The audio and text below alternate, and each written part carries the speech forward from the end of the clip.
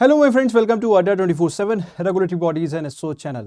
I'm your Mr. Veer and I'm here with a very important session. देखिए दोस्तों, आप लोगों ने कहीं ना कहीं अभी मोदी जी का जो स्टेटमेंट था वो तो आपने सुन लिया होगा, है ना, कि हमें जो है गोल्ड नहीं खरीदना चाहिए, हमें जो है पेट्रोल को भी कहीं ना कहीं सेव करना चाहिए, है ना। इन सब के पीछे उन्होंने कहीं ना कहीं एक बेसिक सा जो लॉजिक दिया that was related to foreign reserve, है ना, कि हमारे फॉरेन रिजर्व पे बहुत ज़्यादा लोड नहीं पड़े। तो फॉरेन रिजर्व से रिलेटेड एक बहुत ही इंपॉर्टेंट रिपोर्ट है जो यहाँ पे आरबीआई पब्लिश करता है हाफ ईयरली बेसिस पे। तो उसका जो फर्स्ट हाफ का जो एडिशन है वो यहाँ पे उन्होंने अप्रैल मंथ में जो है वो पब्लिश कर दिया था। तो उसी को जो है हम यहाँ पे डिस्कस करेंगे। बहुत ही इंपॉर्टेंट ये रिपोर्ट है एग्जाम पॉइंट ऑफ व्यू से, खासकर आरबीआई। तो चलिए स्टार्ट करते हैं विदाउट वेस्टिंग एनी टाइम। लेकिन स्टार्ट करने से पहले दोस्तों, अगर चैनल पे नए हो तो जल्दी से चैनल को सब्सक्राइब कर लो, वीडियो को लाइक कर दो, और ये रहा मेरे टेलीग्राम ग्रुप का क्यूआर कोड। उसको स्कैन करके आप मेरे टेलीग्राम ग्रुप ज्वाइन कर सकते हो। यहाँ पे आपको इस सेशन की पीडीएफ मिल सकती है ना। और इसी के साथ साथ इसके थ्रू आप मेरे को भी कनेक्ट कर सकते हो। एंड अगर दोस्तों आपको हमारे किसी कोर्स में एनरोल करना है तो आप कोड यूज कर सकते हो Y581। This is the code. App के थ्रू यूज करोगे तो मैक्सिमम डिस्काउंट भी मिलेगा, है ना। और ऐप देखिए डाउनलोड कर लीजिए, क्योंकि ऐप के ऊपर बहुत सारा कंटेंट आपको फॉर फ्री मिलता है। फ्री पीडीएफ, अब इस वाले सेशन की पीडीएफ भी आपको ऐप में मिल जाएगी, लिंक आपको डिस्क्रिप्शन में मिल जाएगा। तो ये जो रिपोर्ट है इसकी पीडीएफ अगर आपको चाहिए तो ऐप के थ्रू भी आप एक्सेस कर सकते हो। तो ऐप भी आप डाउनलोड कर लीजिए। तो चलिए दोस्तों बात करते हैं कौन सी ये रिपोर्ट है जिसका मैं जिक्र कर रहा हूं। स्टार्ट करते हैं, आरबीआई की वेबसाइट पे ही चलते हैं, है ना। तो आरबीआई के अगर आप पब्लिकेशन सेक्शन में जाओगे तो हाफ ईयरली बेसिस पे ये रिपोर्ट आती है, और इस रिपोर्ट का नाम है report on foreign exchange reserve, है ना। तो इस रिपोर्ट को जरा 30 अप्रैल को ये रिपोर्ट आई है। थोड़ा सा शायद मैं डिले कर दिया इस रिपोर्ट को कवर करने में, बट कोई नहीं, देर आए दुरुस्त आए, पूरे अच्छे से इसको हम डिस्कस करेंगे, ठीक है। तो ये हर 6 महीने में पब्लिश की जाती है। तो ये मार्च वाला एडिशन है, मार्च 2026 का डाटा यहाँ पे, मतलब पिछले 6 महीने का डाटा इन्होंने लिया होगा, सितंबर टू मार्च, है ना। तो वो डाटा हमें फॉरेन रिजर्व रिलेटेड यहाँ पे मिलेगा। और सिर्फ डाटा नहीं मिलेगा कि यहाँ पे सिर्फ हम फॉरेन रिजर्व के बारे में बात नहीं कर रहे। Actually this is the 46th edition of report, और ये रिपोर्ट 2 पार्ट में होती है। पहला पार्ट बात करता है हमारे फॉरेन रिजर्व के ट्रेंड के बारे में, कि हमारा फॉरेन रिजर्व जो है वो कैसा है ना, मतलब कितना है पहली चीज, और उसके क्वालिटेटिव एस्पेक्ट्स के बारे में बात करता है। देन जो सेकंड पार्ट है इस रिपोर्ट का, वो बात करता है कि जो फॉरेन रिजर्व हमारा आरबीआई के पास होता है, जो उसके पास हम कहते हैं ना कि एक तरह से इमरजेंसी फंड है, तो उसको आरबीआई कैसे यूज करता है, कैसे उसको मैनेज करता है। तो ये रिपोर्ट 2 पार्ट में है, दोनों पार्ट हम यहाँ पे डिस्कस करेंगे। एग्जाम ओरिएंटेड कंटेंट यहाँ पे आपको मिलेगा। तो सबसे पहले जो हम यहाँ पे बात करें पिछले 6 महीने में क्या ट्रेंड रहा है हमारे फॉरेन रिजर्व में, उसके बारे में बात कर लेते हैं, है ना। तो सितंबर में जो था हमारा foreign reserve was around 700 billion के आसपास था। और अभी अगर आप करंटली देखो in the month of March 2026 as per this report data it is 691। तो ऑलमोस्ट 9 बिलियन के हिसाब से ये कम हुआ है। वैसे अगर आप फरवरी में देखो तो 728, तो फ्लक्चुएट ये होता रहता है। अब इस फ्लक्चुएशन के कारण क्या रहे हैं वो भी हमें समझने पड़ेंगे। पहली चीज, फॉरेन रिजर्व आता कहां से है, उसकी सोर्सेस क्या रहती हैं, वो हमें समझना पड़ेगा। तो ये तो था पिछले 6 महीने का डाटा जो इन्होंने यहाँ पे दिया, ठीक है। तो वैसे मुझे लगता है एग्जाम में डाटा तो नहीं पूछेंगे, लेटेस्ट वाला डाटा ही जनरली वो पूछते हैं। फिर भी we need to be aware कि यार अगर वो रिपोर्ट कोट कर दें तो मार्च 2026 का डाटा कितना था, 691 बिलियन के आसपास आपका जो फॉरेन रिजर्व था, ठीक है। अब ये जो फॉरेन रिजर्व की एक्चुअली सोर्सेस क्या रहती हैं, तो वो रहती हैं आपकी जैसे कि current account balances. Current account balances में जैसे आप ट्रेड करते हो गुड्स का, सर्विसेज का, आपने कोई सर्विस प्रोवाइड की, उसका पेमेंट हुआ, तो जो बेसिकली एक तरह से इनकम टाइप एस्पेक्ट्स हो गए, ठीक है। तो वो एक यहाँ पे कंट्रीब्यूशन रहता है। दूसरा कैपिटल अकाउंट, कैपिटल मतलब जो लॉन्ग टर्म के हिसाब से होता है, जैसे कि आपने फॉरेन डायरेक्ट इन्वेस्टमेंट हमारे यहाँ आता है कि जहाँ पे लॉन्ग टर्म के लिए कंपनीज वगैरह में इन्वेस्ट किया जाता है, ठीक है। एनआरआई वगैरह के डिपॉजिट्स होते हैं, बैंक यहाँ पे बोरो करते हैं। तो वो सारे एस्पेक्ट जो है हमारे कैपिटल बेसिकली, या लोग कंपनीज वगैरह भी बाहर से बोरोइंग करती हैं, गवर्नमेंट भी बोरो करती है, बैंक्स भी बोरो करते हैं, तो एक्सटर्नल कमर्शियल बोरोइंग्स आ जाती हैं, ठीक है। तो ये सारे एस्पेक्ट्स कहीं ना कहीं हमारे फॉरेन रिजर्व की तरफ कंट्रीब्यूट करते हैं। तो यहां पे एक कंपैरेटिव डाटा दिया हुआ है कि अगर हम देखें जैसे करंट अकाउंट बैलेंस, तो अप्रैल के हिसाब से अगर हम देखें, अप्रैल 2024 से दिसंबर का जो डाटा देखें उसमें इट वाज नेगेटिव, मतलब हमारा ट्रेड बहुत अच्छा नहीं था। यहां पे अगर हम अप्रैल टू दिसंबर के बारे में बात करें तो ट्रेड कंपैरेटिवली बेहतर था, ठीक है। डेफिसिट में तो हम रहे हैं, ठीक है, डेफिसिट में, क्योंकि हम कहीं ना कहीं, आप लोगों को पता है, हम इंपोर्ट ज्यादा करते हैं, एक्सपोर्ट कम करते हैं, तो डेफिसिट में तो हम रहेंगे, लेकिन वो डेफिसिट भी थोड़ा सा नैरो डाउन हुआ है।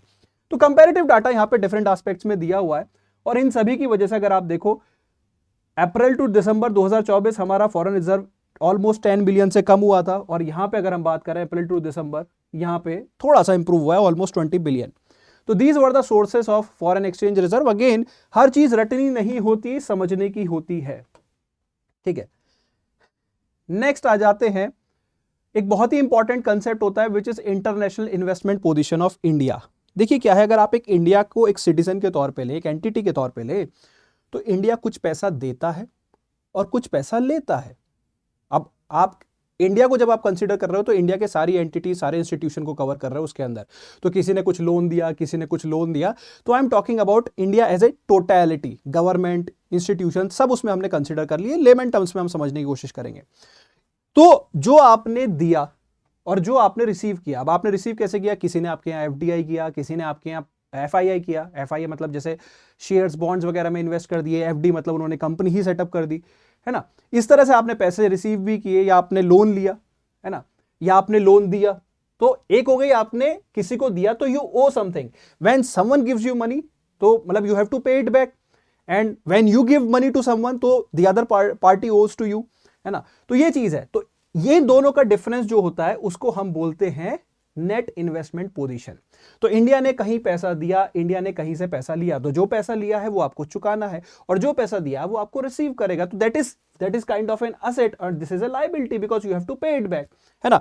एक बार मैं डायग्राम से भी आपको समझा देता हूं सिंपल मैनर में, कि भाई आप इंडिया को एक सिटीजन के तौर पे लो, तो कुछ पैसा इंडिया को मिला, this is a liability, you have to pay it back. और कुछ पैसा इंडिया ने दिया, तो this is more like an asset, you have invested it, है ना। तो इन दोनों के डिफरेंस को क्या बोला जाता है? नेट इन्वेस्टमेंट पोजीशन, ठीक है।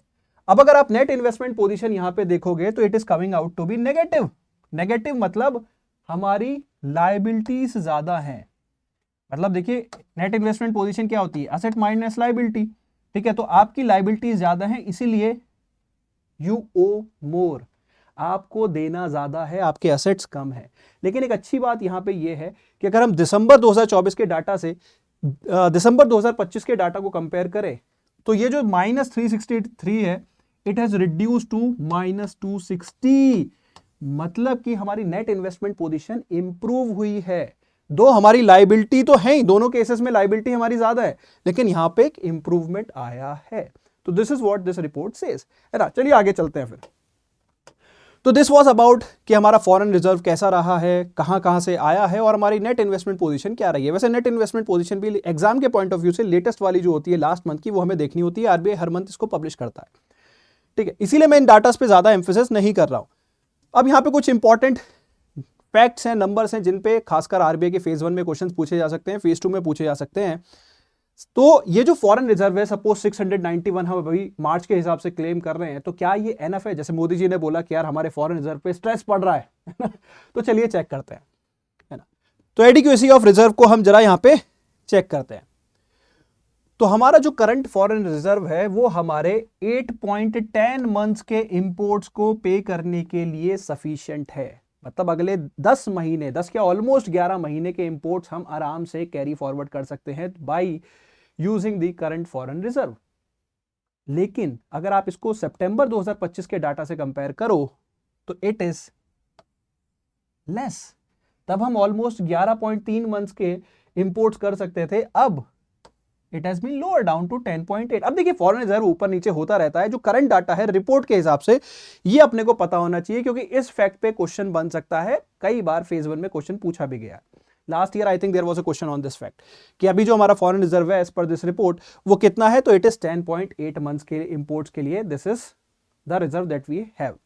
अब यहां पे कुछ और भी पॉइंट्स है दोस्तों, ठीक है। जैसे यहां पे एक रेशो के बारे में बात हो रही है, short term debt ratio. It is 19.7% and it was 19.7% and it has increased to 21.9%। मतलब कि आपकी जो शॉर्ट टर्म डेट्स है, शॉर्ट टर्म डेट्स मतलब वो पैसा जो आपको बाहर पे बैक करना है, तो वो पैसा शॉर्ट टर्म डेट्स जो है वो आपकी इंक्रीज हुई है as a part of your foreign reserve. जो पहले 19% के आसपास थी आपके फॉरेन रिजर्व के रेशो के पर्सपेक्टिव में, अब वो 21% हो गई है। मतलब आपकी शॉर्ट टर्म डेट्स बड़ी हैं, which is not a good sign, क्योंकि कहीं ना कहीं ये शॉर्ट टर्म डेट्स आपको इमीडिएट पे करनी है, और कहां से पे करोगे? फॉरेन रिजर्व से पे करोगे, है ना। तो ये क्वांटम, वैसे बहुत बड़ा क्वांटम तो इंप्रूव नहीं हुआ है, मतलब 19 से 21 ही है, तो बट अगेन इंप्रूवमेंट हुआ है, तो हमें तो हर एस्पेक्ट को समझना पड़ेगा, ठीक है। नेक्स्ट आते हैं the ratio of volatile capital flow to reserve also rose from 66.1% to 69.1%।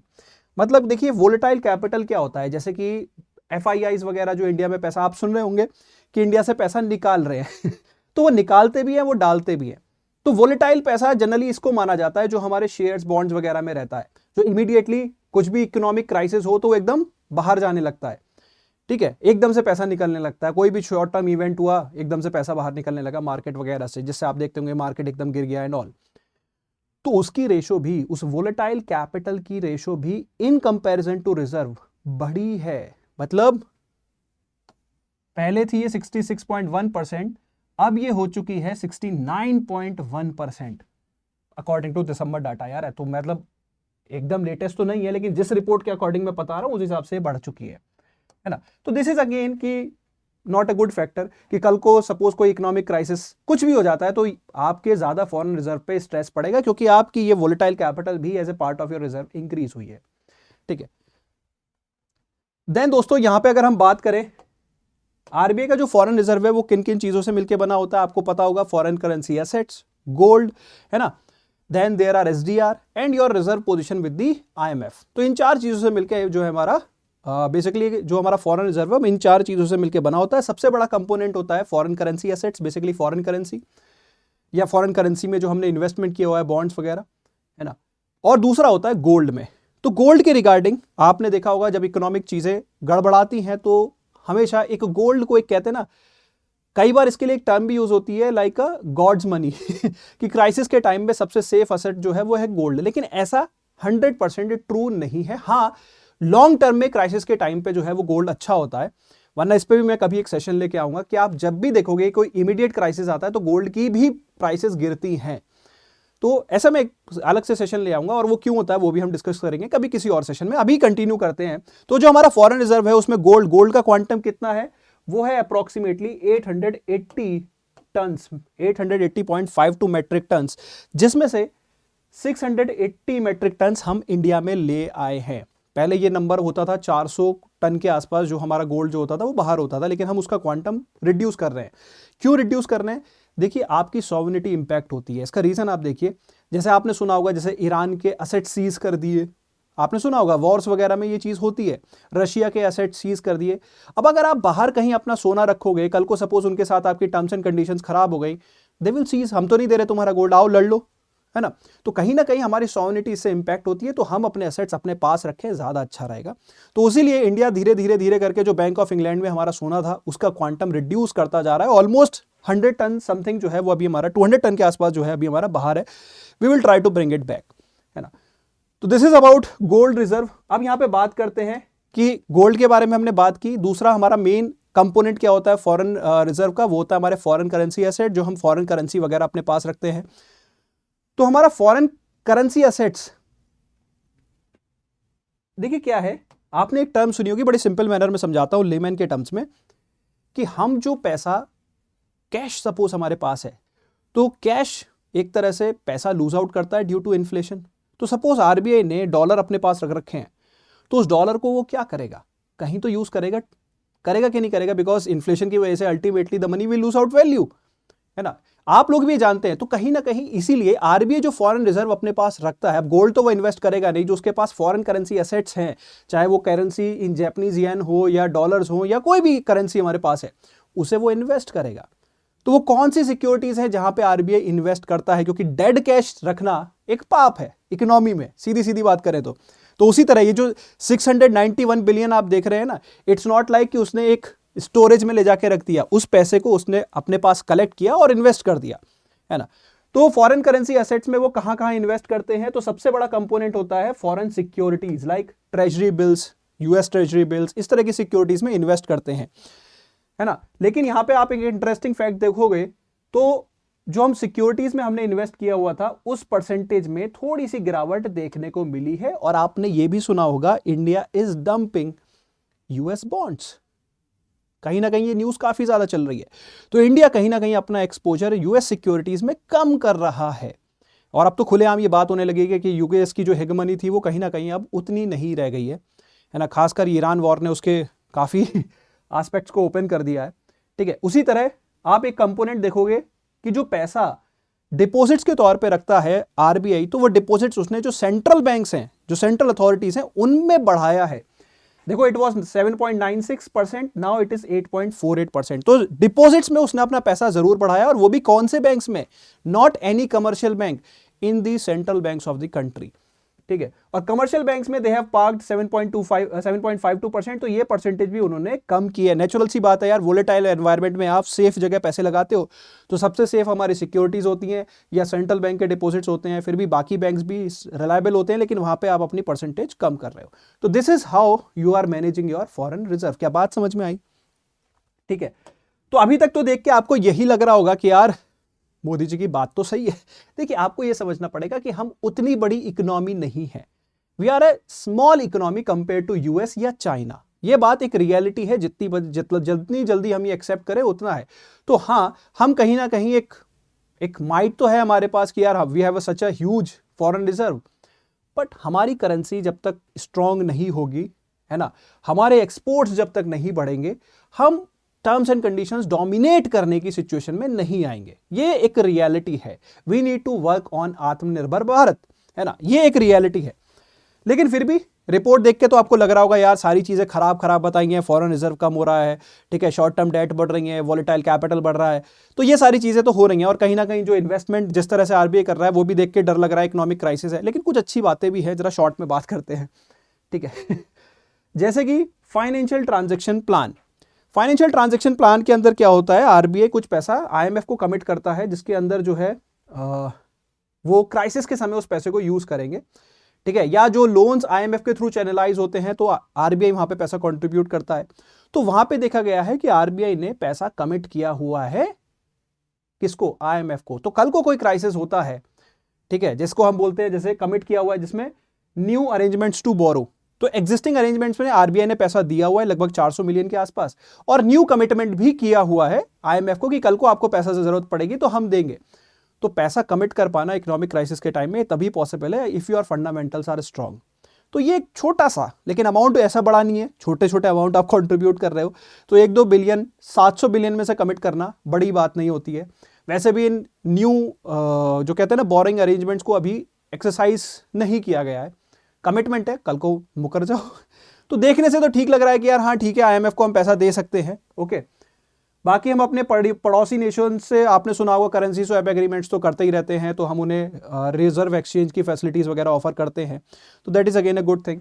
RBI इसके अलावा जो आईएफएफसी है उसकी जो फॉरेन सब्सिडरी है, सब्सिडरी नहीं, उसकी जो फॉरेन ब्रांच है उसमें भी पैसा बेसिकली उसको भी फाइनेंसिंग करता रहता है। So that is the thing. अब आते हैं, ये तो था कि फॉरेन रिजर्व के रिगार्डिंग क्या ट्रेंड, क्या एस्पेक्ट्स हैं, वो हमने सारे सीखे, है ना। अब आते हैं कैसे, देखिए अब यहाँ पे आ जाते हैं बेसिकली फॉरेन रिजर्व के legal framework. Foreign reserve RBI act के अंदर हम मेंटेन करते हैं, वो सारे एस्पेक्ट्स हो गए। लेकिन फॉरेन रिजर्व में अपने आप एक रिस्क आता है। रिस्क कैसे आता है? करेंसी अप्रिशिएट हो सकती है, गोल्ड अप्रिशिएट डेप्रिशिएट हो सकता है, तो इन सब में डिफरेंट टाइप ऑफ रिस्क आते हैं। आपने जैसे सिक्योरिटीज में इन्वेस्ट किया हुआ है ना, कल को वहां पे डिफॉल्ट हो सकता है, क्रेडिट रिस्क है, आपने लोन दिया हुआ है, तो there are different type of risk. तो पहले सबसे पहले बात करते हैं किस किस तरह के रिस्क हो सकते हैं। तो क्रेडिट रिस्क इज देयर कि सामने वाला डिफॉल्ट कर दे। मार्केट रिस्क इज देयर कि आपकी करेंसी अप्रिशिएट या डेप्रिशिएट होगी तो उससे आपकी बैलेंस शीट इंपैक्ट होगी, है ना। इंटरेस्ट रेट, इकोनॉमी में इंटरेस्ट रेट होंगे तो जो हमारी बॉन्ड यील्ड, सिक्योरिटीज में पैसा डाला हुआ है तो उनमें हमारी जो, अगर हम बात करें वैल्यू, मतलब जो रिटर्न्स हैं उनमें इंपैक्ट आ सकता है ना। लिक्विडिटी रिस्क, सडनली देखो आपने सपोज पैसा दिया हुआ है, अब आपके पास लिक्विडिटी क्राइसिस आ जाए, है ना, तो उसको कैसे मैनेज करोगे, आपके पास फंड्स हैं कि नहीं है, तो है ना। तो ये सारे रिस्क जो है वो आरबीआई जो है कहीं ना कहीं मैनेज करता है। लेकिन इनको मैनेज करने का सबसे अच्छा जो है वो है 2 इंपॉर्टेंट फंड्स या 2 इंपॉर्टेंट अकाउंट जो आरबीआई मेंटेन करता है, ठीक है। सबसे पहला इंपॉर्टेंट अकाउंट है which is currency and gold revaluation account. देखिए आरबीआई ने करेंसी रखी हुई है, डॉलर, डिफरेंट करेंसीज, वो करेंसीज एप्रिशिएट एंड डेप्रिशिएट करती हैं। तो वो जो एप्रिशिएशन एंड डेप्रिसिएशन है, प्रॉफिट एंड लॉस, जैसे सपोज आपने कोई प्रॉपर्टी खरीदी 100, मतलब 1 करोड़ की, उसकी आज की डेट में सपोज वैल्यू है 1.5 करोड़, तो आप ये जो 50 लाख है एज ए प्रॉफिट आप कहां मेंशन कर सकते हो? In your balance sheet. ठीक है, असेट 1 करोड़ का ही है, उसकी वैल्यू में मैं चेंज नहीं कर रहा, लेकिन ये 50 लाख को मैं बैलेंस शीट में एक सेपरेट अकाउंट में मेंशन कर रहा हूं, विच इज रीवैल्यूएशन अकाउंट। तो मेरी करेंसी या गोल्ड में जो प्रॉफिट एंड लॉस मुझे हो रहा है उसे मैं एक सेपरेट अकाउंट में मेंशन कर रहा हूं, और अगर मुझे मार्केट रिस्क की वजह से मेरी बैलेंस शीट वगैरह इंपैक्ट होती है करेंसी एप्रिसिएशन या डेप्रिसिएशन से, तो उसे मैं यहां से एडजस्ट कर देता हूं। ठीक है, रियलिटी में चीजें नहीं हो रही, अकाउंटिंग में मैनिपुलेशन हो रहा है। ठीक है, तो सिंपल मैनर में लेमन टर्म्स में मैं आपको समझा रहा हूं।